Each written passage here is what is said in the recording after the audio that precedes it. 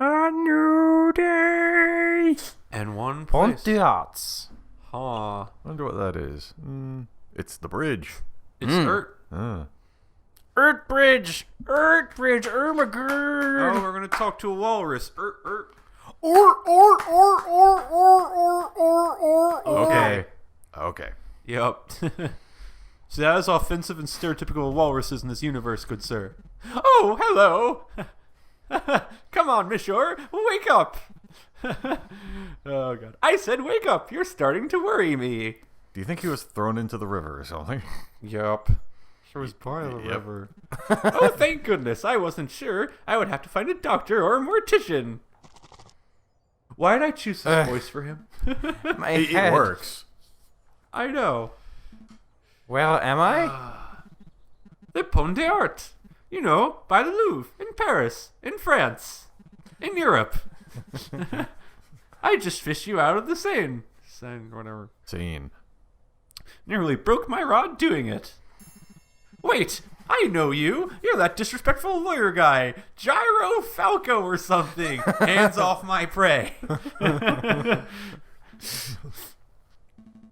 What time is it? Actually, what day is it? You hit your head pretty hard, huh? It's the 21st of January, about 9 o'clock in the morning by my reckoning. The Cape 21st. 9 o'clock. Oh no, the trial! I should have been at the Court d'Arsène 10 minutes ago! Well, you're running late. But take it easy, monsieur. I'm sure they'll be understanding. Maybe if I sprint it. You could fly. In your condition, that would be stupid. Take a seat. Clear your head. I'll go get some dry clothes. No time. Wait, monsieur, at least take this before you go. Is that Ooh, it's a pencil? pen knife. Oh. What's this, a dip pen? No, wait, it's a modern fountain pen. Bone handle, gold nib. This is very fancy. Ooh. Thank you, monsieur, but this isn't mine. Really? Are you sure? You were holding it pretty tightly when I found you. You might have taken it off the attacker. It's a weapon. I was holding this, then. I suppose it has to be mine. Boop, boop, boop. Thanks, fisherman. I owe you one. Hey, don't call me a fisherman! But he is. Yes, this is Animal Crossing now. May as well be. This is you, Brian. It's 9 o'clock. I believe it's time for the roll call. Do-do-do-do. Is the defense not present? Tisk. Such unprofessionalism. If there is no defense, this trial cannot proceed any further. We must make a ruling based on the evidence that has already been presented. I will converse with the jury. We shall decide whether Prince Juan is murdering Major Howell and of conspiring to murder the king. Your Honor, may I have a word? Fine, but make it quick. I'm a firm believer that the trial must be orderly and punctual. There is no room for wishy-washy dilly-dallying. I love dilly-dallying. But it seems somewhat rash to end a trial session the moment it is due to start. Perhaps it would be prudent to wait 5 or 10 minutes, in case the defense is just a little tardy. Tardy. Then the trial still has a chance to proceed, and justice will be served. You are the prosecution, are you not? You have nothing to worry about. A guilty verdict is all but guaranteed. Your Honor, you appear confused. I'm not here to secure a guilty verdict. Of course you are. You're a prosecutor. By definition, you're here to prosecute. Semantics. No. My job description is to prosecute. But I am here in this courtroom to ensure that justice is served. An unfair and unbalanced trial is not in the spirit of justice. That's very noble, but if the defense is absent, then there is little that can be done. I'll hear no more of this matter. I will now talk with the jury. Boop. Defense is present. Your Honor. The hell took you so long? You're too late, Falcon. Mon Dieu, JJ. You look like a total mess. Did you take a morning swim in the Seine or something? Something like that. Your Honor, we are all present. We're only 3 minutes over schedule. Let's not needlessly dirty the pure name of justice. Rules are rules, prosecutor. Falcon clearly has no respect for legal procedure. Frankly, for turning up while looking like a drowned rat, I ought to hold him in contempt of court. Your Honor. But, Your Honor... Rules are rules. One more word out of either of you, and I shall have both of you disbarred.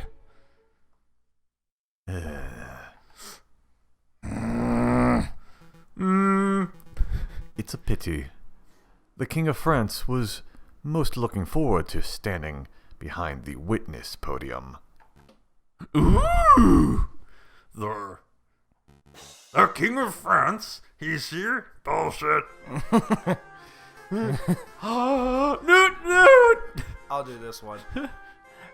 Oh, are we not doing the trial after all? That's a pity. Okay. Your Majesty, what a surprise.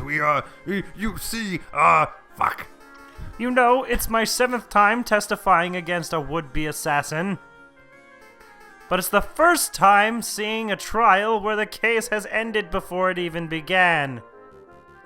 The defense, he was late and, Oh, pish-posh. France didn't become a great and dignified kingdom through rigorous punctuality. Let's go ahead with this trial. It'll be fun. Look, I'll say the oath to get us started. I swear to speak without hatred and without fear, to tell the whole truth and nothing but the truth. The whole truth. Did I get it right? That was perfect, Your Majesty. JJ, I trust you have no objections with the king testifying? No objections here. Going ahead with the trial is fine with me. And surely you wouldn't stand in the way of the king, would you, Your Honor?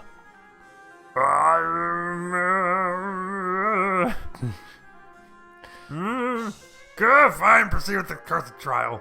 Do it. Excellent. Just do it. Now, Your Majesty, could you tell us your activities on the day of the murder? My activities? Well, I started my day with tea and toast, as I normally do. I was dressed in my PJs at the time. I think you can skip ahead a little, perhaps to your arrival at the Louvre. Ah, right, of course. Well, my entourage and I entered through the Louvre's south entrance around 9 o'clock. We passed through the Salle du Tribre with little fanfare. At the Grand Gallery, I unveiled the new painting and gave a short speech to inspire the citizens who attended. Behold, a painting. That's when I was approached by a man claiming to be the Prince of Spain. He presented a rose, which was taken by Major Howell, and well, I think you know the rest. Indeed we do, Your Majesty. Madames and messieurs of the court, what we have here is another testimony that establishes Prince Juan's guilt. And this is no ordinary testimony. It is testimony of perhaps the most trustworthy man in all of France. Penguin. Oh, you flatter me, prosecutor. But I am the trustworthiest in all the kingdom, aren't I? I have no doubts, Your Majesty. Nonetheless, I would like to perform a cross-examination. How dare you doubt your king, the utter nerve! Oh, calm yourself, Judge. I have no qualms with standard legal procedure. Defense, please proceed. I want to see your best courtroom drama material. Dramatic. Boop. So, JJ. Jar Jar. Jar Jar Falcon. Yes. Let us address the elephant in the room first. Of course, the chocolate shop owner is not here, so I would like to call attention to the last bit of the king's testimony. The Prince of Spain part? The Prince of Spain. Indeed. Your Majesty, you say that you were presented with a rose by the Prince of Spain. Indeed. He formally introduced himself. I knew he was telling the truth because he called me Senor. See? 1. Your Majesty, prosecutor, members of the court, brace yourselves because I have a revelation that will turn the trial on its head. Juan Querido is not the Prince of Spain. Kinda makes it worse for your client. That is not a revelation, Falcon. It isn't? Of course not. We all know that the current ruler is Queen Regnant Isabella II, and that she has no children.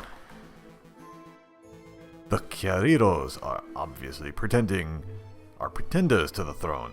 Prince Juan's title is probably self-appointed. His name, number 1. But his name isn't even Juan Querido. I don't even think the fox is Spanish. He's a convincing accent. So what? So what? That's important. JJ, what's important is that this man is accused of committing murder and conspiring to kill the king. I said conspiring quite weirdly. Conspiring. That is what's in dispute here. This man's name is irrelevant. He could be named Juan Quierdo or Bob Struney for all I care. Bob Saget.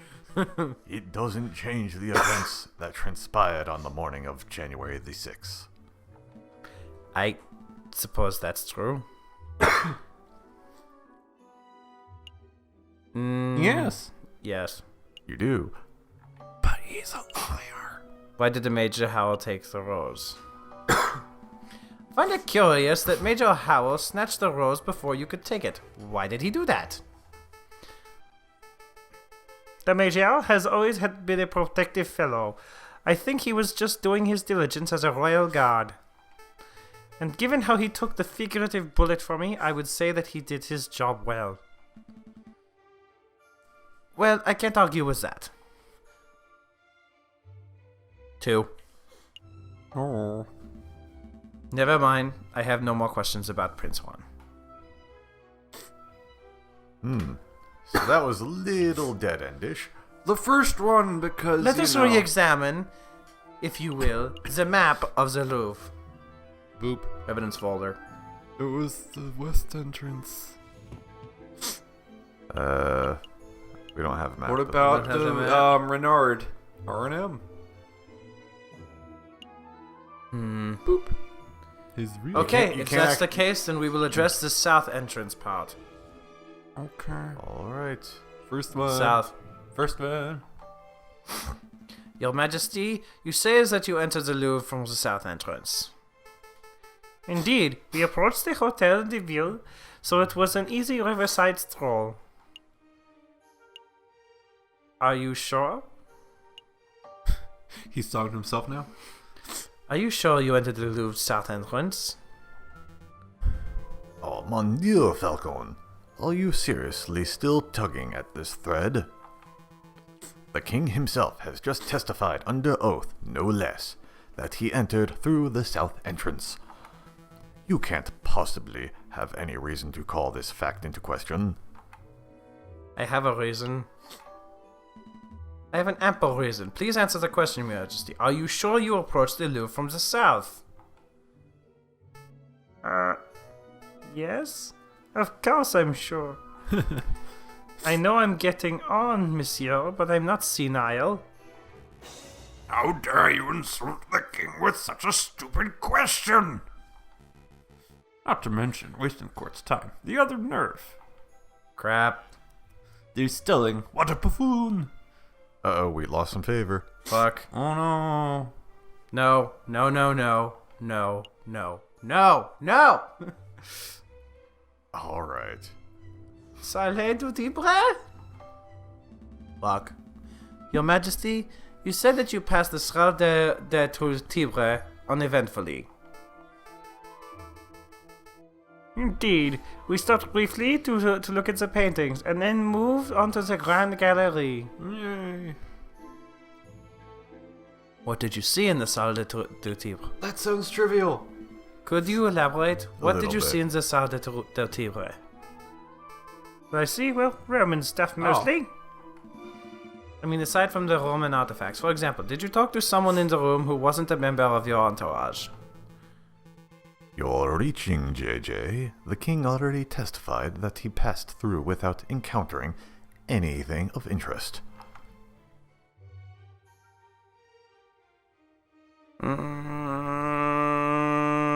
You pick. Second one. Yeah. You're right, I'm reaching. You know this is what I would pick. Yeah. Well, my gut tells me that something important took place in the Salle de Tibre. But maybe you're right, Severin. It would be foolish to blindly push on, wouldn't it? You know what? Do that again.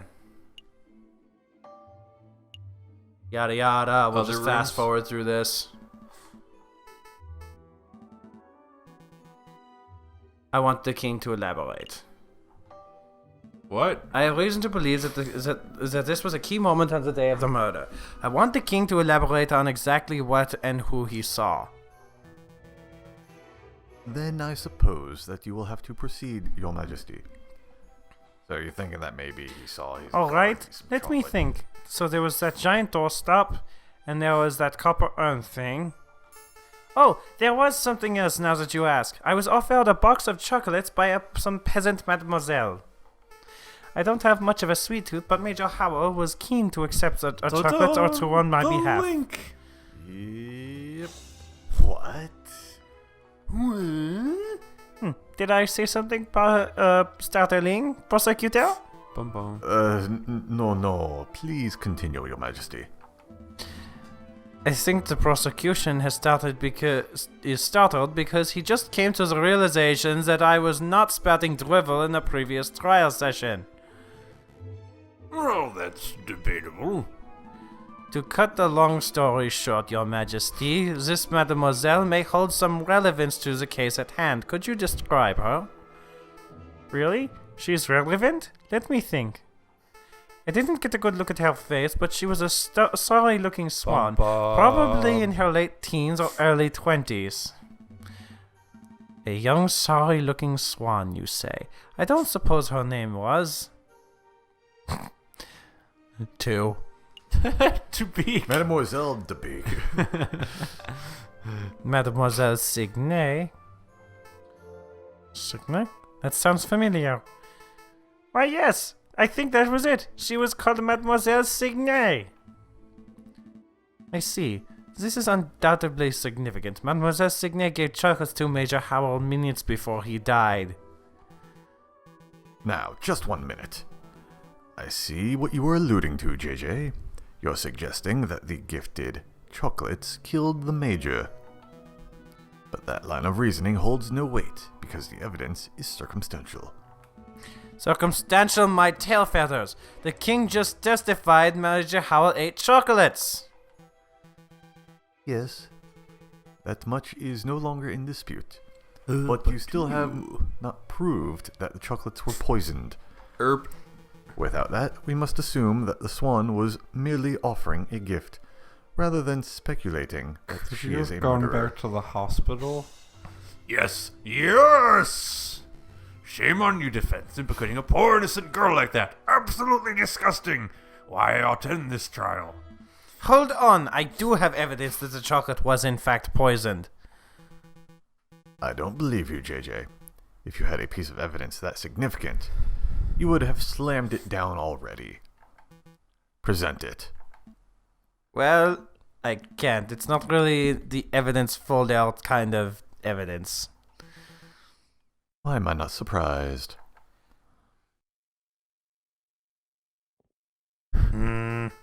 The drama was just getting good. Why did you all suddenly go quiet? Well, Your Majesty, it appears that the defense just had a realization of his own.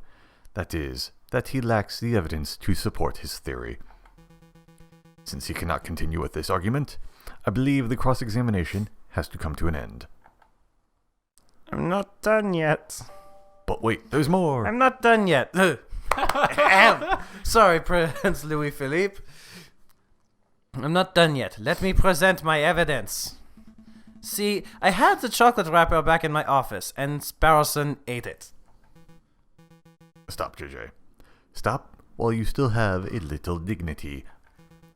The results of whatever crackpot pseudo-scientific experiment you performed do not constitute valid evidence.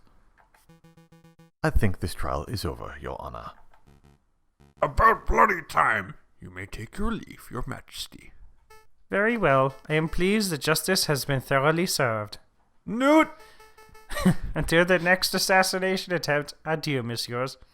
Nerd! We will now deliberate with the jury. Objection!